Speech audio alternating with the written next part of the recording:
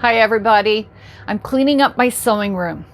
I have come across a lot of scraps, leftovers, pieces leftovers from projects, and I don't have enough to start something new or to work on something new, so I've decided to spend the year working on my scraps. Now, I've got a whole bunch of these project boxes that are now empty.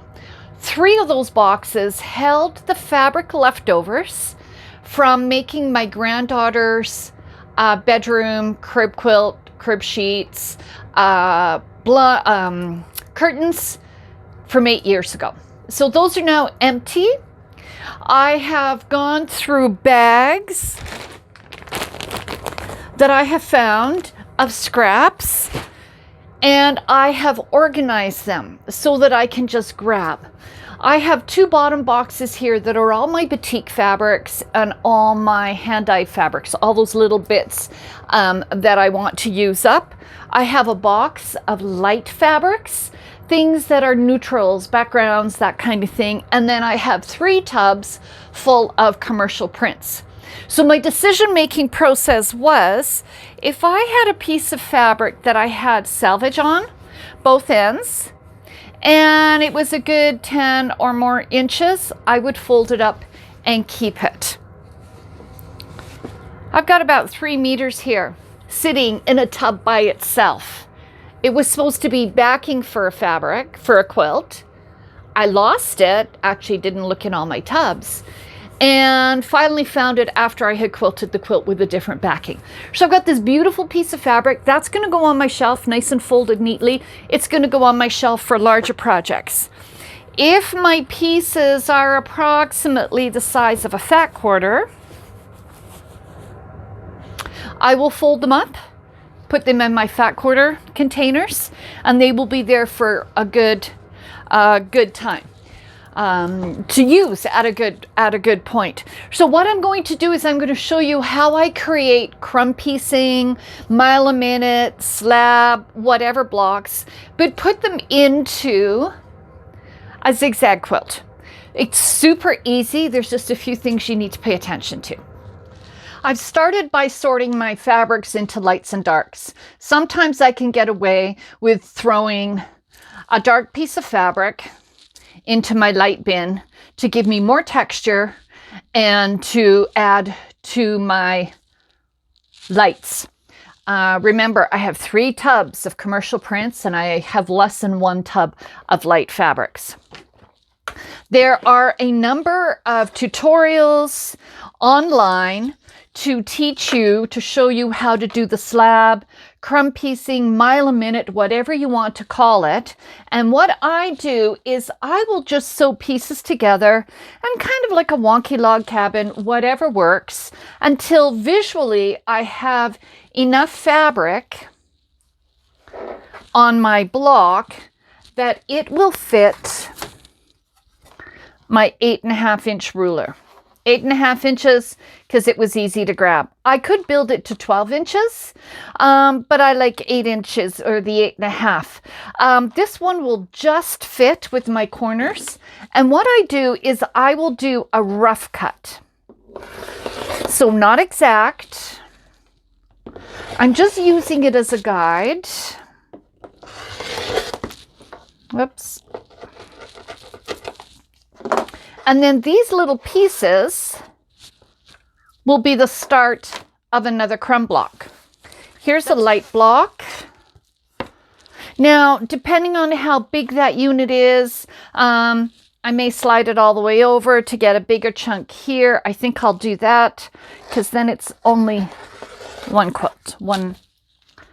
So what I want to show you is how to make these zigzag blocks.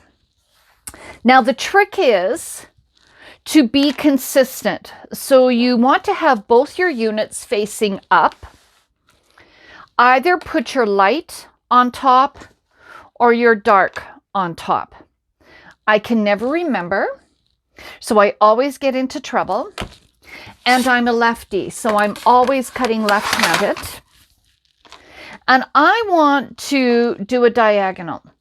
The diagonal on this unit isn't very strong. I probably could have gone over a lot more, but I'm going to do a really, really sharp diagonal this time. And I think I'm going to go that way. Really sharp. I don't need to go right into the corners.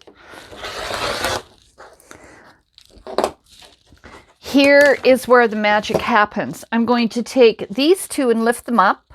My top, I'm going to flip over, and then I'm going to sew and sew.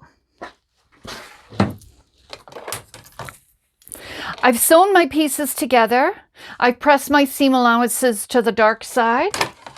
And now what I'm going to do is I'm going to trim these to measure exactly my ruler. So in this case here, I'm going to trim to measure exactly 8.5. I've trimmed my blocks to measure 8.5 inches. I could do any size I want, but now I have 2 blocks and I can start building a quilt. I've done a couple of sets of blocks. These ones here were the dark on top, and I cut to the left. And I'm going to write myself a note.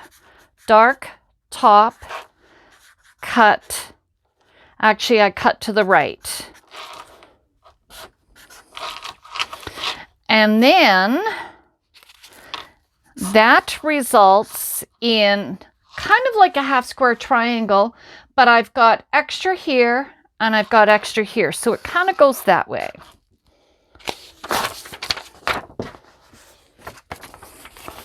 Then I did 2 that were dark on top, and I cut towards the left. And what I ended up with was this angle. So they're opposite, okay? Comes in handy knowing that, but if you want to do a zigzag quilt, you want to do them all going one way. Let me show you some quilts. Here's my zigzag quilt. And let's find out which way I did my blocks. I have my blocks that I've just sewn, and if I want to continue my zigzag, I need to alternate between vertical and horizontal. So horizontal, vertical, this needs to be horizontal, but you can see at a glance that the angle is going the wrong way. So we're going to take that one down, and we're going to pull out our other ones. And let's see, horizontal, yay! There we go. And this one needs to be vertical. So I'm just going to keep arranging these blocks till I find an arrangement that I like. Because it's so scrappy, I'm not really worried. Although in here, I do have a fabric with some really big polka dots in it. And when I was laying this quilt out, I didn't want to have all of those units all jammed together. So this quilt was made with the dark on top and cutting towards the right. So cutting with my left hand. I made some mistakes when I was making these. So let me show you the other quilt that I came up with. So I ended up, when I first started making these blocks, I cut wrong, whichever way was wrong at the time. And I ended up with mirror images.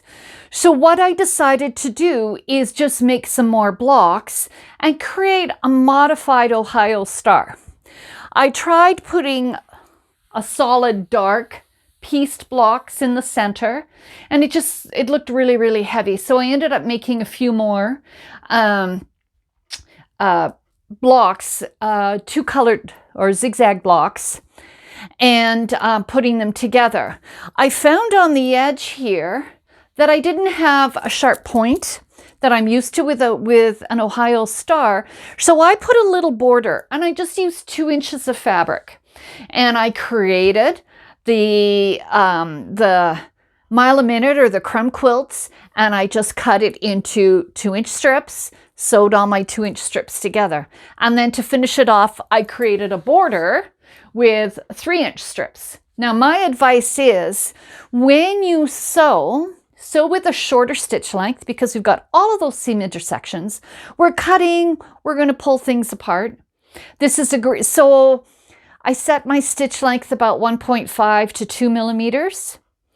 Also, this is a great opportunity to use up some threads. I have boxes of threads from other projects, threads I was given, and I'm kind of feeling really bad now about throwing anything away. So my goal is to see how many empty spools of thread I will end up with at the end of the year. Before you do anything with this quilt, i.e. quilt it, fold it up, put it away till you can get to quilt it, you want to run a stitch all the way around the outside edge. You should be doing that on all your quilts anyways. You want to anchor those seams. So I usually go within the 1/4 inch, so about 1/8 of an inch, and I just run all the way around the outside edge of my quilt to secure those seams. They won't come undone whether you're quilting them yourself or sending them out to be quilted. One more thing, I want to show you how I've made use of bigger scraps. So this is the back of that star quilt. I had some scrap fabrics that were less than 1/2 meter, but I had enough width from selvage to selvage. So I sewed them together as my backing. When I trimmed this quilt after quilting it, where did that fabric go? Yeah, it went into my scrap bin. So I have used some of them, those fabrics, to make these blocks. I hope it's given you some ideas of things that you can do with your scraps. I'm looking forward to see what we can come up with in the next few months.